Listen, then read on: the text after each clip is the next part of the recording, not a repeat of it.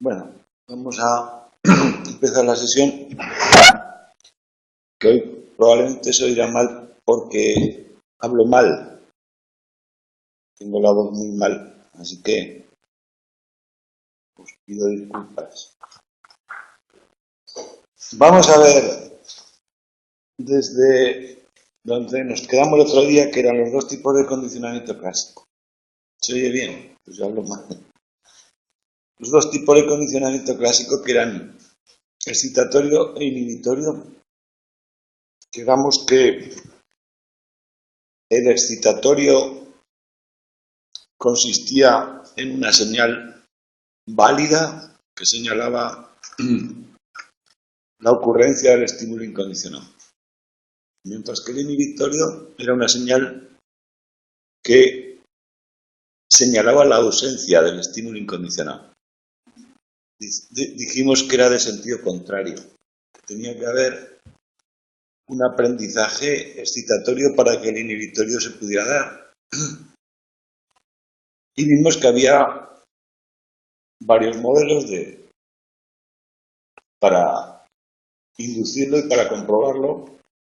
En general se tiene que crear primero el excitatorio y se suele hacer con un otro estímulo, el inhibitorio, pues una luz, un sonido, decimos que son todos audiovisuales, o suelen ser los audiovisuales los neutros. Entonces se hace un excitatorio y le llamamos EC+, y el otro neutro se hace inhibitorio EC-. Se podían entrenar conjuntamente, por separado, y luego medíamos la respuesta ante el EC-, a ver si había disminuido. Pero para medir la respuesta teníamos varios matices y aquí nos quedamos. Primero, las respuestas que en general damos a una línea base, es decir, por ejemplo, la respuesta cardíaca.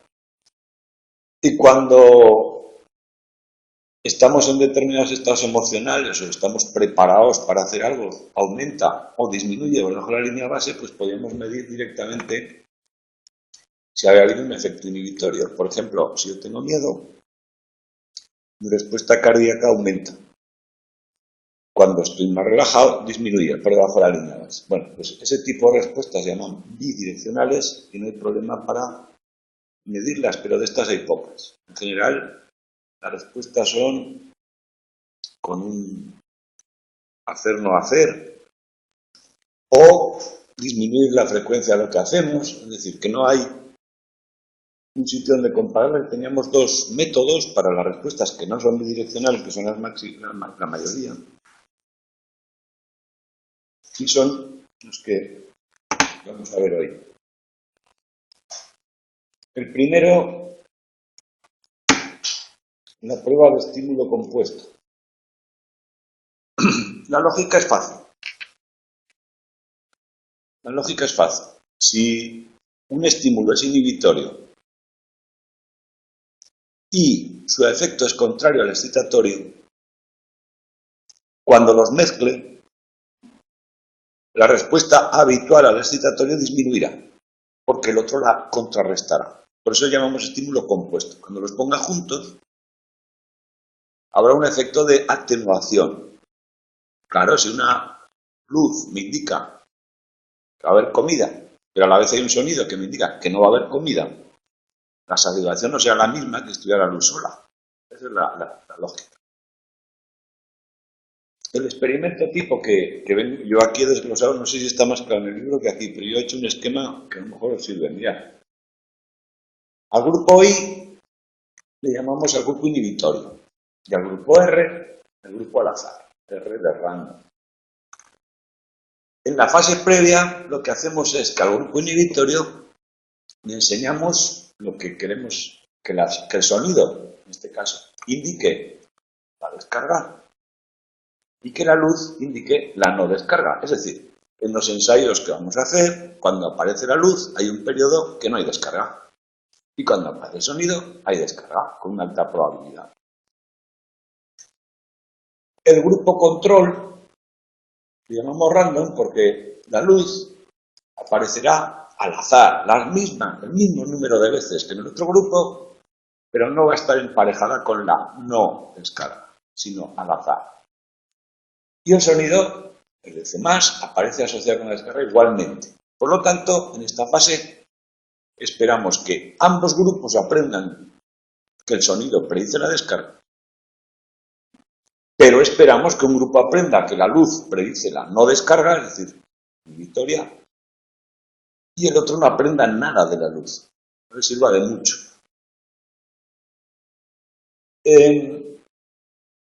La respuesta condicionada en este caso, os recuerdo, esto más allá de la lógica, es simplemente para no perdernos.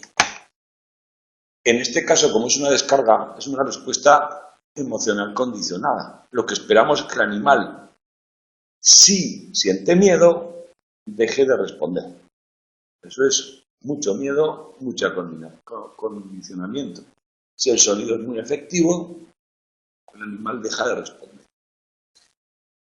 La prueba, la fase de prueba se hace mezclando los dos estímulos. Ojo, aquí los distingo, pero son los mismos. Para un grupo, la luz es un EC menos, inhibitorio, para el grupo inhibitorio. Para el otro es un estímulo neutro. Le es familiar, pero no indica nada. ¿De acuerdo?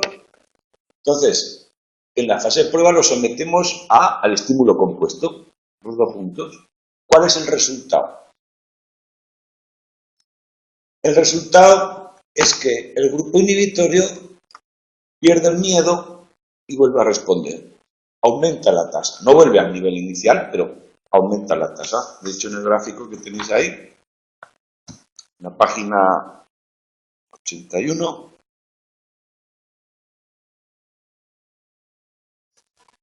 tenéis estos datos en un gráfico que espero que entendáis bien. La primera parte del gráfico son los últimos, eso que pone 8, 9, 10, son los últimos ensayos de la fase de adquisición, donde los animales, ante la luz, suprimen la respuesta en los dos grupos, porque en los dos grupos la luz es indicadora de la descarga. La suprimen, está muy cerca, la razón de supresión está muy cerca del cero, es decir, que suprimen la respuesta, es decir, tienen bastante miedo. O la luz les produce bastante miedo. Y después, en la fase de prueba, cuando aparece las dos juntos, la luz y el sonido, podéis ver que el grupo random sí recupera un poco la respuesta, pero menos que el grupo inhibitorio. Esa diferencia de altura entre esas dos curvas de la derecha es el efecto que buscamos y es significativo. Es decir, el grupo inhibitorio, el EC menos, le quita el miedo mucho más que al otro el estímulo neutro. Fijaos que al otro también el estímulo neutro le quita el miedo de alguna forma. Es una señal nueva que aparece ahí y en cierto modo prueban la respuesta, sale sola otra vez. La lógica es de esperar, fijaos que, y lo veremos enseguida con el contexto. Es un efecto de que la situación puede haber cambiado. Entonces ya no es exactamente la misma que antes, por lo tanto, puede haber una respuesta. Y ya veremos hoy ese fenómeno que se llama cuando la respuesta se desinhibe y vuelve a salir. O sea, la diferencia entre las dos curvas de la derecha es el efecto que esperábamos para demostrar que ha habido inhibición condicionada. También veis que a lo largo de los ensayos va aumentando la respuesta. ¿Qué quiere decir? Que como en la fase de prueba no hay descarga, poco a poco se va liberando el miedo. Poco a poco se va volviendo una respuesta más. Esto es la sumación o estímulo compuesto, como lo queréis llamar. La lógica es sencilla y el experimento un pelín más complicado, pero en cuanto lo desmenuzáis un poco con la lógica no hay ningún problema. Y menos en responder una pregunta tipo test de esto, si la entendéis bien. Segunda forma de medir la inhibición. Si el estímulo incondicionado, el estímulo inhibitorio, el LC- predice que no va a ocurrir la descarga en este caso, si luego le quiero enseñar una señal con ese mismo estímulo, es decir, quiero que prediga la descarga, el animal va a tardar más en aprenderlo, porque al principio le indica que no, que si lo hiciera desde cero, desde la luz desconocida, ¿no? Bueno, pues esa es la lógica de esta segunda forma. Retrasa una adquisición del aprendizaje ante un estímulo que tiene propiedades inhibitorias. Recordamos que esto lo hacíamos porque yo no puedo saber directamente si ha habido inhibición o no. La inhibición es dejar de responder, Entonces, para saberlo, hago la prueba. La prueba es el retraso en la adquisición ante un estímulo que ha sido inhibido. Eso prueba que ha sido inhibido. O sea, que hay un condicionamiento clásico y asocio el estímulo inhibido con la no presencia del estímulo incondicional. Eso es lo que aprendo en mi mente. Bien. Entonces, viendo el experimento en detalle, tenemos otra vez en el grupo inhibitorio el mismo entrenamiento que antes. Reconoce la luz como inhibitoria y el sonido como indicador de la descarga. La luz de la no descarga. El grupo random, lo mismo que antes, la luz aparece igual para igualar las condiciones, pero no hay ningún emparejamiento. Y aquí la prueba simplemente lo que hacemos es asociar la luz a la descarga con los dos grupos. Es decir, enseñamos un entrenamiento excitatorio a los dos grupos y vemos que el grupo inhibitorio, que ha recibido la luz como señal de no descarga, tarda más en aprender que el grupo random, para el que la luz, aunque ha tenido experiencias con él, ha sido neutro. Fácil, ¿no? Bueno. En esto habría que hacer un par de matizaciones, que las veremos más en detalle luego, pero vamos a decirlas ya.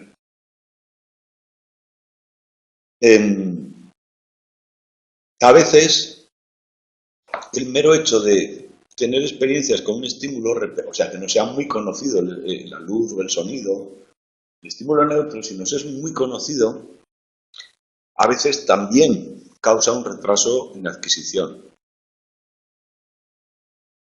que no es aprendizaje inhibitorio. Se le llama preexposición al EC. Lo veremos más en detalle. ¿Por qué sabemos que no es inhibitorio? Porque cuando hacemos la prueba esta, o la de arriba, cualquiera de las dos, no funciona. Es decir, el asociar el EC más y el EC menos no disminuye el aprendizaje y el aprender que ahora ese estímulo conocido va a ser el indicador de una descarga, no se enlentece. Al revés, incluso es más rápido. O sea, si yo tengo muy frecuente para mí oír un determinado sonido y en un momento dado me enseñan que eso es predice una descarga, lo aprendo muy rápido. Ahora, si ese sonido antes ha sido inhibitorio, no. Entonces, sabemos que la preexposición no funciona igual porque no produce el retraso en la adquisición. Ni siquiera ni la sumación, ninguna de las dos. Por eso es conveniente, y por eso matizamos tanto, que el aprendizaje inhibitorio hay que comprobarlo. Si no, no sabemos nada. Y si puede ser con más de un método. Bien, pues he puesto aquí hoy para no hablar de tanto, aunque igual voy a hablar. He puesto aquí unas cuantas situaciones en la vida cotidiana que pueden ser situaciones de condicionamiento clásico. Entonces, es un buen ejercicio identificar qué elementos del condicionamiento clásico son con los nombres técnicos, si los hay, si estamos ante un excitatorio, inhibitorio, qué tipo de aprendizaje, y ver las variables en contexto. Algunas oscilaciones, ¿no? Bueno, los ejemplos y más que esos puedan ocurrir, ¿eh? Tengo unos cuantos. El olor del asfalto, gasolina y neumáticos. Es un olor que a veces es desagradable, ¿no? Pero en general no tendría por qué excepto si has tenido un accidente, si eres un piloto de carreras o si eres un aficionado.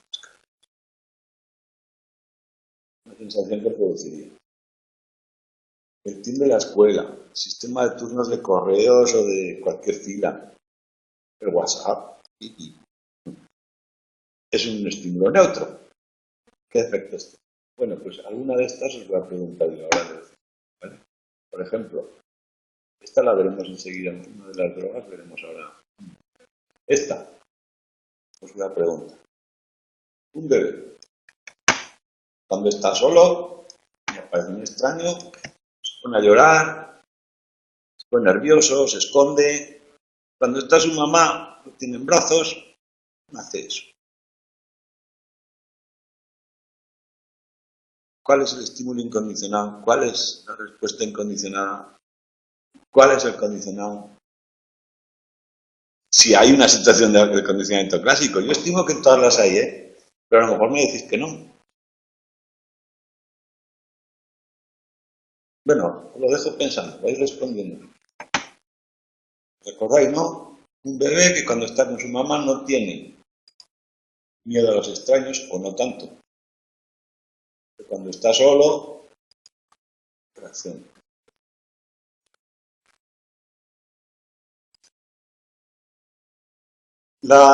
Siguiente punto. Empieza con una consideración bastante lógica. Si es bueno para la supervivencia aprender a vislumbrar señales para anticipar lo que va a venir, prepararnos y yo qué sé, que no nos pasen cosas malas o aprovechar las buenas, también será de lógica distinguir cuando una señal deja de ser tal señal. Es decir, cuando deja de señalar al estímulo incondicionado, poco a poco dejaré de responder. Esto se llama extinción del aprendizaje. Lo veremos también en el condicionamiento operante. Y sabemos el procedimiento, como viene ahí en la gráfica, los primeros 10 ensayos de adquisición va aumentando las conductas, la respuesta condicionada, como podéis ver. Cuando dejamos de asociar el estímulo condicionado con el incondicionado, poco a poco la respuesta decrece. Fijaos que cuando hacemos una prueba de condicionamiento estamos haciendo ya de hecho extinción, si no aparece el incondicionado. Y si aparece el incondicionado no sabemos si la respuesta se debe al uno o al otro. Por lo tanto, las pruebas siempre son procesos de extinción y veis que en 7 bloques de ensayos prácticamente la respuesta desaparece. Bien, ¿qué está ocurriendo ahí? Pues lo primero que nos advierten es que no es una habituación. Habituación le llamamos acostumbrarnos a la presencia de un sonido y responder cada vez menos a un estímulo, ¿no? Y a responder cada vez menos. Simplemente porque está ahí, por ejemplo, el ejemplo típico es el que vive al lado de las vías del tren. Y cada 10 minutos pasa un tren y sin embargo él por la noche duerme. ¿Por qué? Porque su sistema nervioso lo borra. Dice, bueno, es el tren, no pasa nada. Y sigues durmiendo. Te cuesta un tiempo y ese tiempo se llama habituación, ¿no? Aprende a distinguir.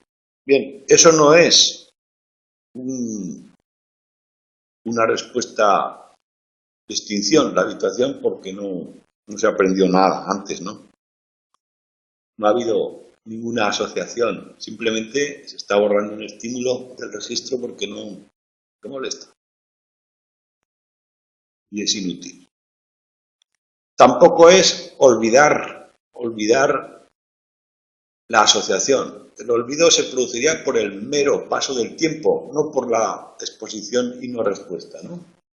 Puede haber olvido, puede haber un deterioro de la huella, pero es un proceso totalmente diferente de la extinción. Pavlov descubrió los procesos de extinción, los vio en la práctica y pensó que era un condicionamiento inhibitorio.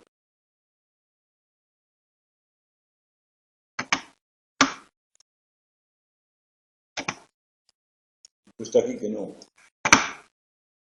Claro, ¿eh? Para Pavlov lo era, pero hoy en día pensamos que no. Mira, de hecho, en la extinción aparece esa señal que deja de estar asociada al estímulo incondicionado y entonces empieza a ser predictiva de que no va a ocurrir, ¿no? La extinción, de hecho, ocurre lo mismo que en el inhibitorio, pero ha habido un aprendizaje previo que no es lo mismo que aprender un inhibitorio desde cero, ¿no? Entonces, Pavlov pensaba que era lo mismo que la inhibición condicionada, pero no lo es. ¿Por qué? ¿Qué pruebas hacemos para ver si ha habido inhibición condicionada?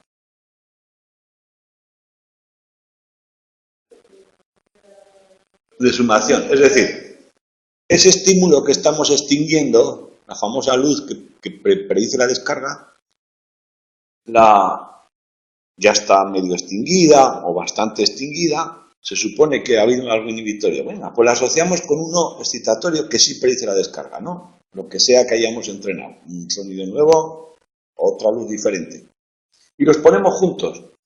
En teoría, si la extinción fuera lo mismo que la inhibición, el ponerlos juntos haría que disminuyera la respuesta. ¿Sabéis qué ocurre? Lo contrario. Aumenta. Y es lógico también, desde un punto de vista subjetivo. Piensa, determinada luz, en un momento dado, indicaba una descarga. Voy a poner una luz roja. Luego, durante X mil ensayos, la luz roja ha dejado de significar una descarga y tú ya te relajas. Luego te han enseñado que una luz azul o verde o un sonido indica una descarga. Bien, tú la luz azul o verde te escapas. Cuando te viene la luz azul con la roja, otra vez alarma, no te tranquiliza la roja. ¿Entendéis? Porque antes ha sido excitatoria. O sea, no es lo mismo que un inhibitorio de extinción, ni tampoco el retraso en el aprendizaje inhibitorio tampoco, o sea, el excitatorio tampoco se ocurre. Es decir, si la luz roja en su día fue indicador de una descarga y en la extinción ha perdido el efecto, si hiciera la prueba del retraso del aprendizaje excitatorio sería que con la luz roja tardaría más en aprender que una descarga. Y obviamente lo aprendo muy rápido. Si después de la extinción una sola vez aparece con la luz roja una descarga, digo, ¡opa! Hemos vuelto. O sea, no supera ninguna de las dos pruebas inhibitorias. O sea, no es inhibitorio. Algo se aprende en la extinción, pero no es inhibitorio. Entonces, podemos pensar que lo que ocurre es que desaparece la asociación previa, ¿no? Es decir, lo que había asociado en mi mente, que quedamos el primer día con el estímulo, o sea, con la prueba de evaluación del reforzador, que había asociado el I y el EC, la luz con la descarga. La extinción supone la desaparición de esa asociación en mi mente. No, no se elimina, esa es la respuesta. En realidad se aprenderá otra cosa, que ahora vamos a ver técnicamente más o menos lo que es, o por dónde van los tiros, pero lo que no se hace es eliminar. ¿Por qué? Porque eso queda en el recuerdo y queda asociado no solo a la luz, sino, como dijimos el otro día, a todo lo que hay alrededor, la habitación, una serie de cosas. Entonces la luz es uno de los indicadores más que el otro, ¿no? Bien, entonces hay varios fenómenos que nos ayudan a ver qué ocurre en la extinción, que son los que vamos a ver ahora. Estos fenómenos, igual que lo que hemos visto hasta ahora, es entender bien la lógica, y yo pienso que de esta misma manera que hacemos, medio intuitiva, de decir, piensa, ponte en situación y ver qué esperas, se entienden bien desde este punto de vista. Así que, a ver si es verdad. A ver si es verdad. Primero, sabemos que hay un fenómeno que se llama desinhibición. Una vez que se ha extinguido,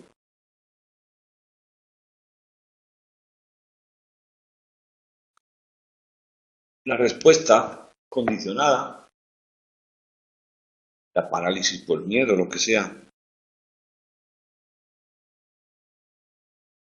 el estímulo condicionado, la luz roja que indicaba la descarga, ha pasado a ser una señal casi neutra de tranquilidad.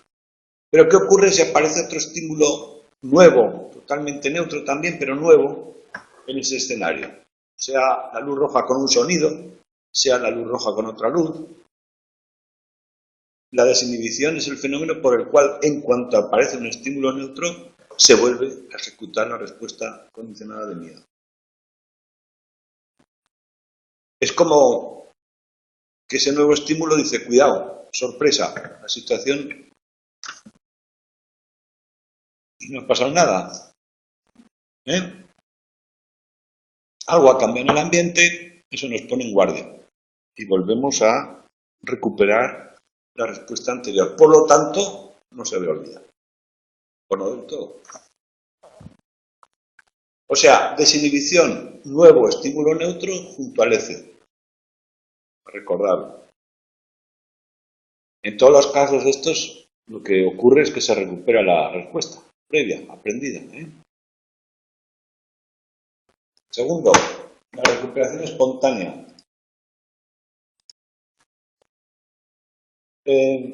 Tras un tiempo nuevo sin ninguna experiencia, con los elementos del condicionamiento,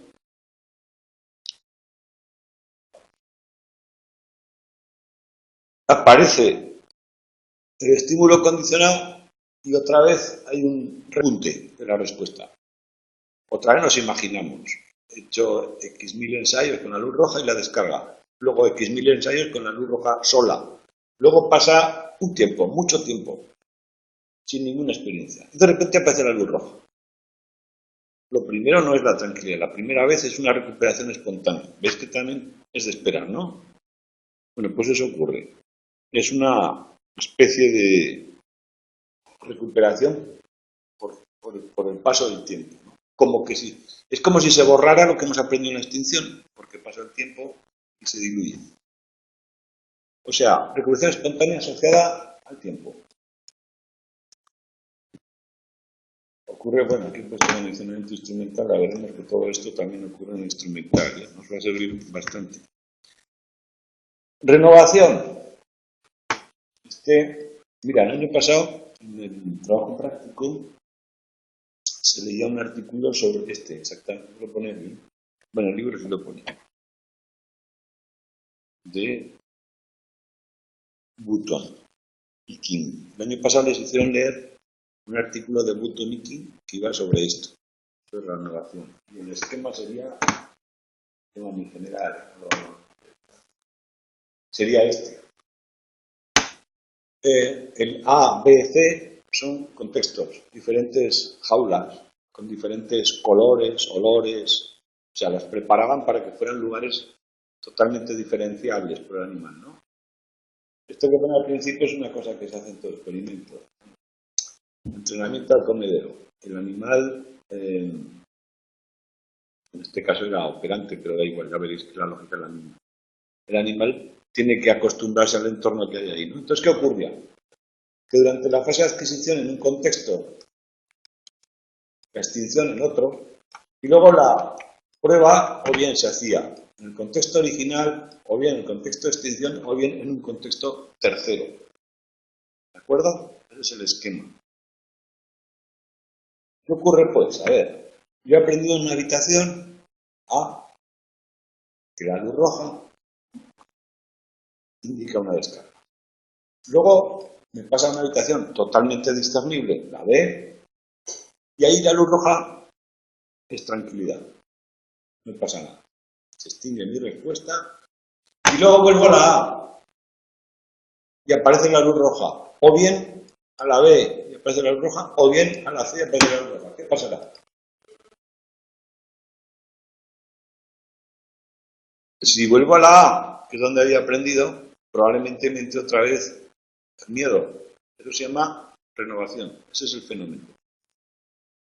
El grupo que pasa de la A a la B y luego a la A se da renovación. El que ha estado en la A ha hecho la extinción en la A también, que es el grupo control, sigue en el A, sigue extinguido el miedo.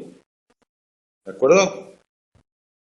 Y un grupo que no cambia de contexto, no hace nada, pues mantiene la respuesta. Por lo tanto, la diferencia está en el cambio de contexto. Como veis en el gráfico, la página 86, otra vez tenemos una razón de supresión, que no nos confunda. Vemos que en la fase de extinción tenemos ahí 10 bloques de ensayos representados. Empieza con mucho miedo, está en el libro, lo tengo aquí, en 86.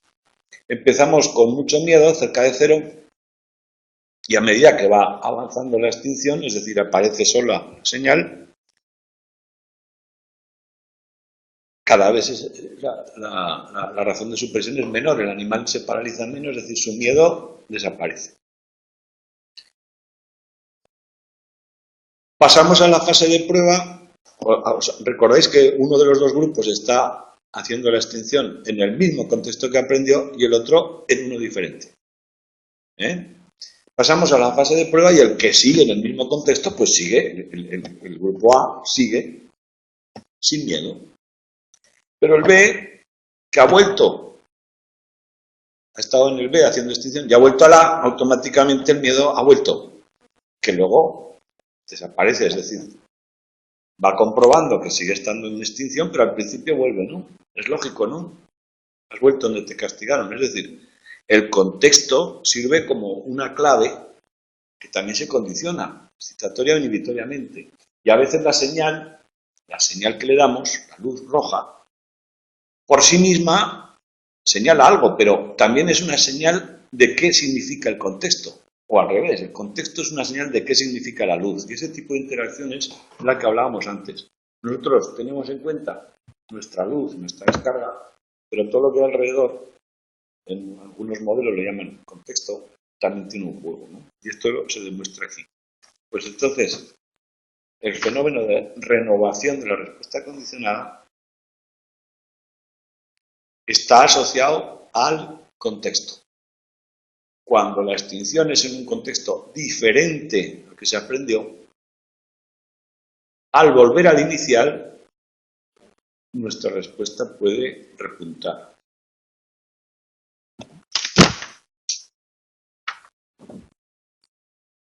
Algunos matices. Bueno, esto, aparte que tiene. Bueno, si va a un contexto, como os he dicho en el experimento de Button, había veces que había un grupo, o varios experimentos, fueron varios experimentos, en uno de ellos iban a un tercer contexto.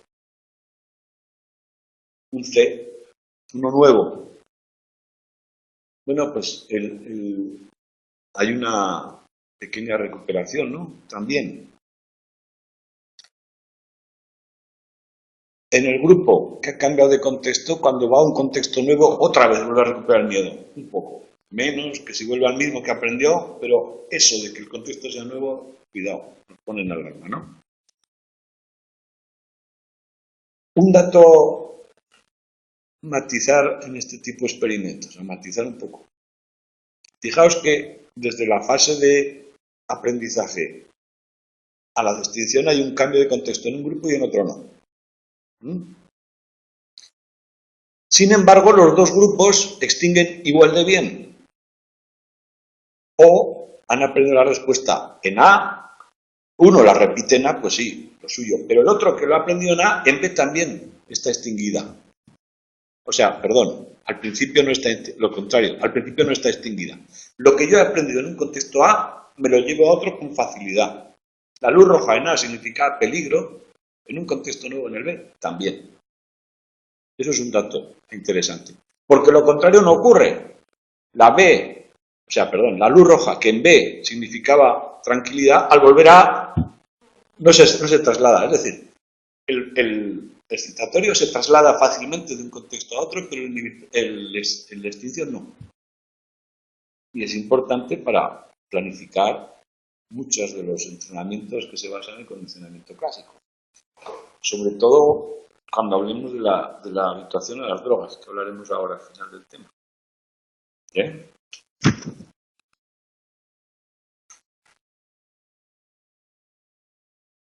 Las claves contextuales. Bien, y el último de los fenómenos que nos demuestra que lo que se aprende olvida en la extinción es el restablecimiento.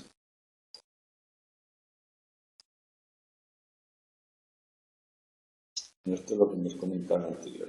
Yo tengo ahí un esquema que lo uso de fondo, pero los esquemas deben ser los vuestros. Porque esto lo entiendo yo y a veces ni yo. El restablecimiento, la respuesta de aprendizaje que hemos extinguido con la luz roja, la extinción solo aparece en la luz roja y nada más. Pero si nos dan una descarga después, que es el EI, automáticamente la luz roja también vuelve a ser indicadora. Es decir, la mera aparición del EI puede restablecer, en este caso lo llamamos restablecer el aprendizaje condicionado. Esto de malos tratos de ansiedad es un ejemplo de la vida, ¿no? Si una persona ha sufrido malos tratos en su vida y la asociaba, pues yo qué sé, a quien lo maltratara, ¿no? A una persona en concreto, en un lugar en concreto, a lo largo de su vida ya eso se ha olvidado. Pero fíjate que si ve malos tratos o vuelve a recibirlos, puede restaurar todo aquello que había aprendido, que se había tranquilizado, ¿no? Bueno, hay explicaciones de por qué a veces la gente que ha recibido malos tratos en su vida luego los aplica también. Que dice, no debería ser así, el que ha visto los efectos. Pues mira, la reacción automática que puede estar asociada a este tipo de fenómenos. Bien, entonces el contexto no es que aprendas algo más, sino que quita la ambigüedad. El decir que se ha aprendido y luego se ha extinguido pasa a ser ambiguo y utilizamos terceras claves para valorar qué está ocurriendo, y si no hay ningún fenómeno de extinción ni de aprendizaje, el contexto por sí mismo suele ser neutro, no tiene efecto, ¿no? Bueno, ¿qué me decís del bebé? Un bebé no tiene ni un años solo cuando está al lado de su madre. Venga, que se deja el tiempo. La madre es el inhibitorio. Pero ¿la madre qué es? Es un estímulo, un aprendizaje. El inhibitorio es un aprendizaje, ¿eh?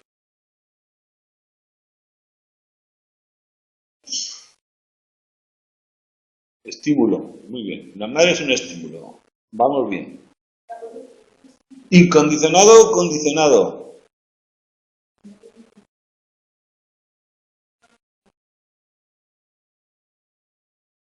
El estar en brazos de su madre es un estímulo condicionado. Porque sabe que ahí tiene seguridad.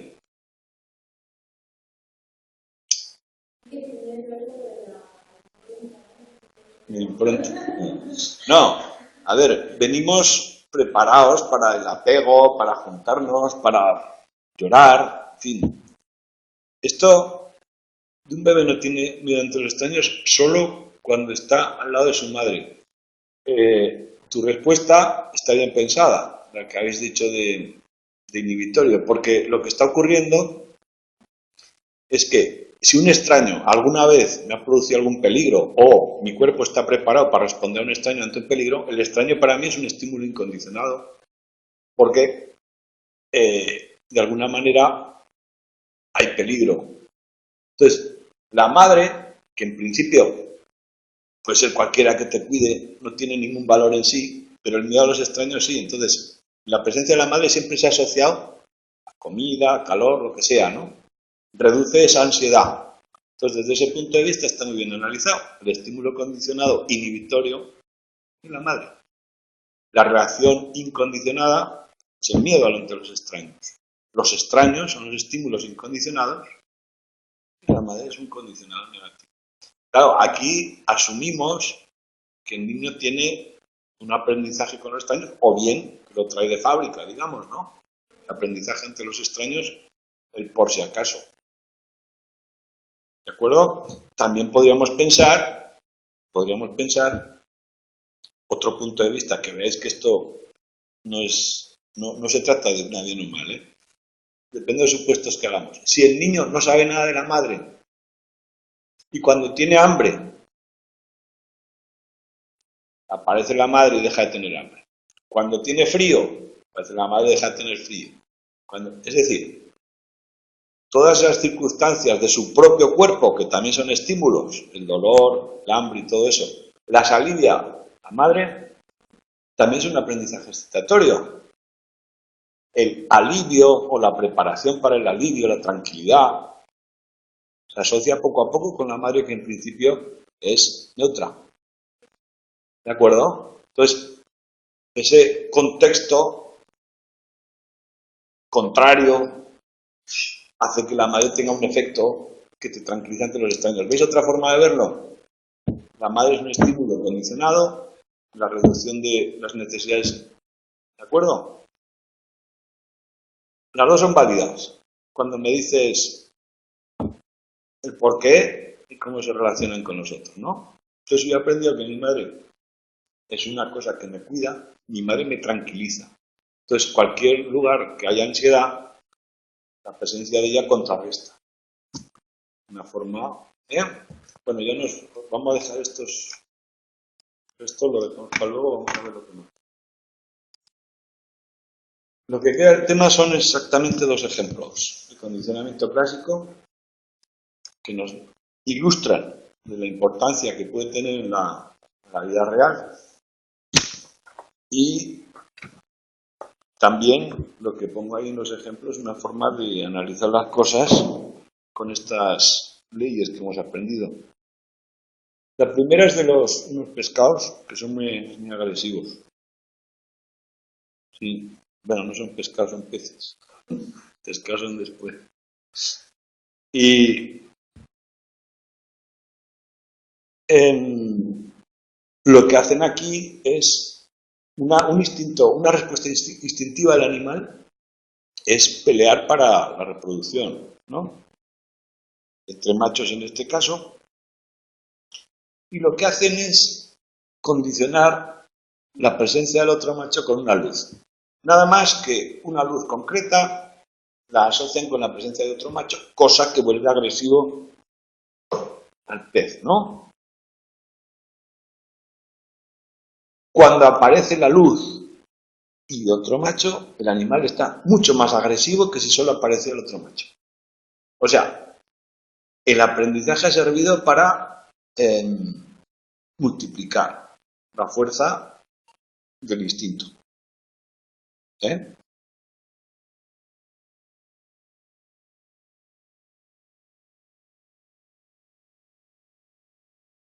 El animal que había aprendido la asociación es más agresivo que el otro. Sin embargo, cuando no es otro macho, que no es objeto de agresividad, la luz no produce agresividad, sino que produce conductas también asociadas a la reproducción. Al contrario, para que veáis de qué forma el aprendizaje puede afianzar ciertas conductas. Pues, por ejemplo, la del bebé también podría ser por ahí, ¿no?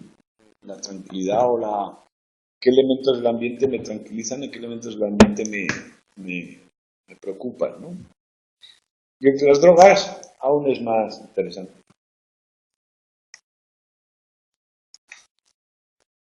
Este modelo dice, ¿qué ocurre cuando una persona toma drogas? La droga, aunque tengamos una experiencia subjetiva determinada, no deja de ser una agresión a los sistemas neurológicos del cuerpo, y lo que hace el cuerpo es defenderse. Lo mismo el alcohol, el tabaco, la cafeína o las drogas duras, todas ellas se entrometen en los procesos habituales del cerebro, y el cerebro lo entiende como una toxina y se prepara para responder. Bueno, pues la tolerancia a las drogas, es decir, eso que los consumidores habituales necesitan cada vez más dosis, puede estar relacionada con el condicionamiento clásico, en el sentido de que el cuerpo, ante las señales de que va a recibir una droga, es decir, una toxina, se prepara para responder. ¿Pues dónde?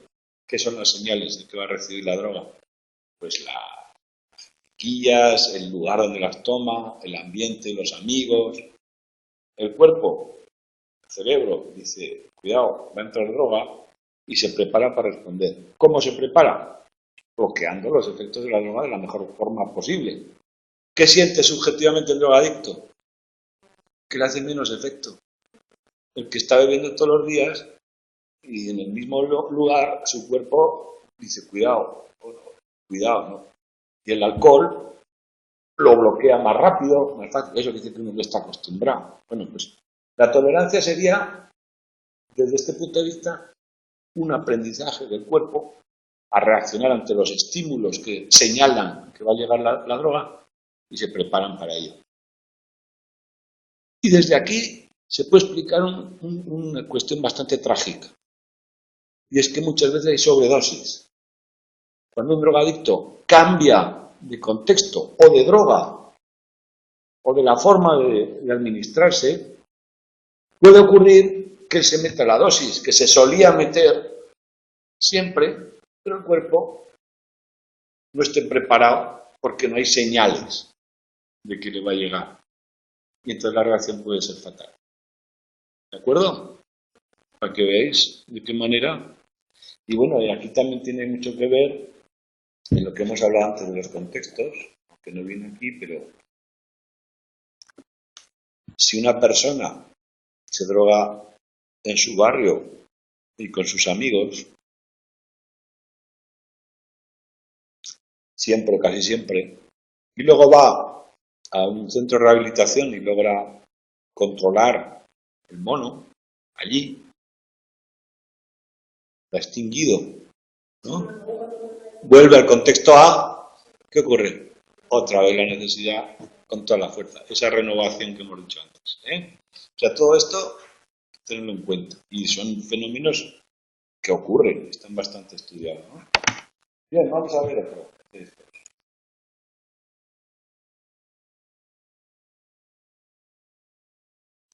De WhatsApp.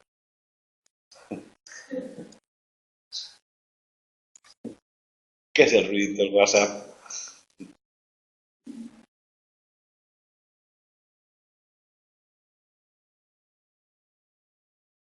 ¿Qué es ese ruido?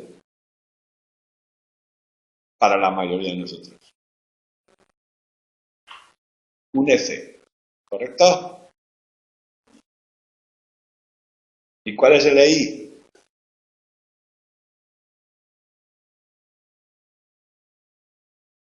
¿En general es el EI es aversivo o es...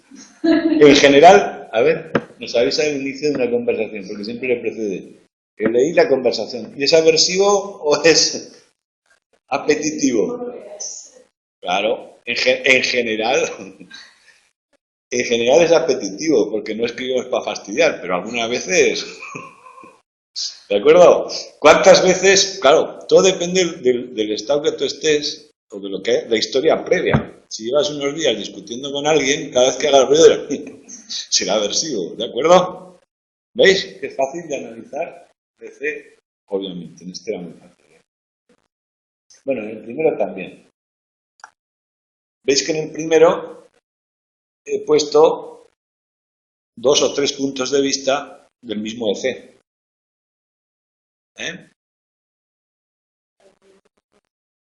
El accidente puede tener una reacción postraumática dura. El piloto de carreras depende si le gusta o no lo que hace. Y el aficionado en general va a ser positivo. En todos los casos es un EC. Y la experiencia previa con ese olor y ese ambiente depende de cada uno. El timbre en la escuela. Aversivo. ¿Y si es el de salida?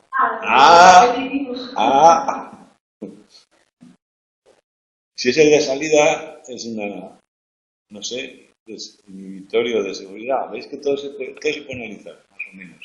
Pero hay muchas señales, muchas. Por ejemplo, la gente, incluso las personas en concreto, cuando hablamos de estímulos neutros, casi todo lo que vemos es neutro, porque en principio son las cosas que estamos preparados para responder, son las que importan, pero las personas son un estímulo especial. No es que tenga que ser bueno o malo de entrada, pero nos ponemos mucho más alerta. O sea, observamos más a una persona que a una silla, ¿no? Entonces, la persona casi siempre esperamos que haga un efecto en nosotros, hay una valoración por el aspecto, por lo que sea, y además sabemos que esa persona también interacciona y nos valora. Todo eso está ahí. Pero en principio es neutra. Y si yo veo todos los días al del bar cuando voy a trabajar, me tomo un café antes de trabajar y mi trabajo sufro mucho, pues el del bar para mí no será muy agradable. Pero el del bar de por la tarde, cuando salgo, será muy agradable, ¿no? ¿Veis? Que también las personas puede generarte ver a una persona, te alegra la vida, no sabes por qué, pero es porque algo se ha preparado. Bueno, os dejo aquí esto si queréis analizarlo y si me las queréis mandar o comentar, que queráis. Vamos con el siguiente tema un poco y nos vamos hasta el próximo martes. En el siguiente tema vamos a ver las partes técnicas y teóricas del condicionamiento clásico. Y con eso lo terminaremos. Muchas de las cosas que hemos visto, como la extinción y los fenómenos de la extinción, los vamos a ver también en el operante. Veréis que es parecido en muchas cosas, solo que las conductas son diferentes, la forma de aprendizaje también. Pero nos va a servir. Entonces, la parte esta también tiene ciertas cuestiones técnico, modelos teóricos formulados de una forma matemática o más o menos rigurosa, que no son realmente difíciles tampoco, y menos esta primera parte en la que hablaremos de qué características tienen que tener los estímulos, los EC para ser EC, los EI para ser EI, cualquier estímulo puede ser un EC o no, qué es un estímulo incondicionado, hasta que la comida, hemos hablado de descargas de comida, pero ¿por qué la comida? ¿Por qué descargas? ¿Hasta qué punto una comida es más o menos condicionada, incondicionada o no? Si las características propias de los estímulos pueden tener un efecto directo en el aprendizaje, eso ya lo hemos intuido alguna vez, ¿no? No es lo mismo una descarga grande que un cosquilleo. Bien, vamos a empezar con el EI. ¿Qué es el EI? Hemos dicho alguna vez que produzca una respuesta por sí mismo. O sea, una respuesta innata, preparada, que no haya de aprendizaje, porque si no, será uno condicionado, aunque sea de segundo o tercer orden.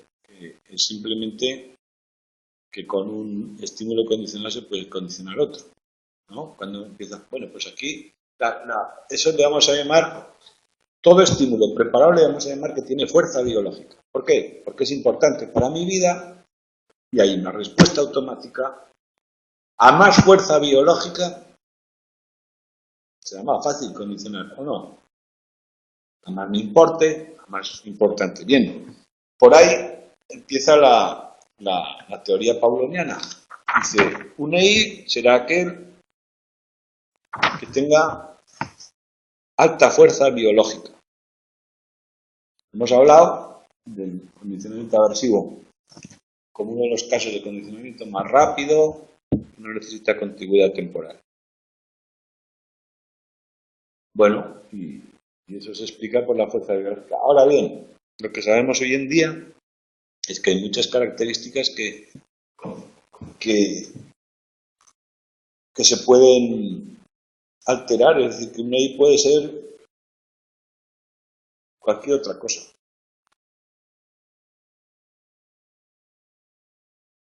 Puede ocurrir que estemos logrando condicionamientos ante estímulos con menos fuerza biológica, segundo orden y todo eso, y depende de una serie de características. La intensidad, la novedad, la duración, la naturaleza. Vamos a verlo. El estímulo, estos.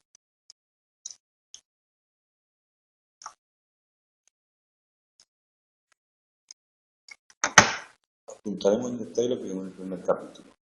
Los intervalos, la relación entre los dos, pero el mismo, si ya los conocemos o no. Y en cuanto a la intensidad, todo se supone, partimos de la base de que un aprendizaje será más rápido cuando el estímulo incondicionado sea más intenso. Por ahí, bien. Esa intensidad puede depender del dolor que causa. No en sí el ruido en sí, sino si es agradable o no desagradable para mí. O a la fuerza física del ruido, a 1000 variables, ¿no? Bueno, pues como las variables solo tienen fuerza biológica en relación con el sujeto que aprende, es lo único que importa, lo llamaremos saliencia, en el sentido de que hasta qué punto eso es importante para el sujeto que lo percibe. En determinados momentos también puede cambiar la saliencia, ¿no? De determinadas personas, ¿no? Pues el de la comida, cuando no tienes hambre, está menos saliente cuando tienes hambre. Pero dicen que se aprende más rápido cuando tienes hambre, ¿no? Lo mismo. ¿Qué más? Bueno, en general los datos apoyan todo esto, ¿eh? ¿Qué decimos? Lo decimos esto es empírico. La saliencia aumenta con la intensidad habitualmente y se comprueba que a veces la respuesta está asociada, la intensidad de la respuesta condicionada está asociada a la intensidad del estímulo. Es decir, que si tú has aprendido que una determinada descarga va asociada a una luz y la disminuyes, la fuerza, la respuesta también disminuye en fuerza, ¿no? La respuesta condicionada. Ese experimento que tenéis ahí es medir la amplitud de la respuesta condicionada y ver que correlaciona con un aumento o una disminución de la intensidad del estímulo incondicional. Bueno, y lo vamos a dejar aquí porque no me da tiempo de hacer mucho más.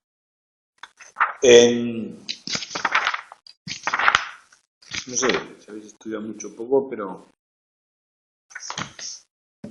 el ritmo que llevamos estamos bien, ¿no? Estamos aquí.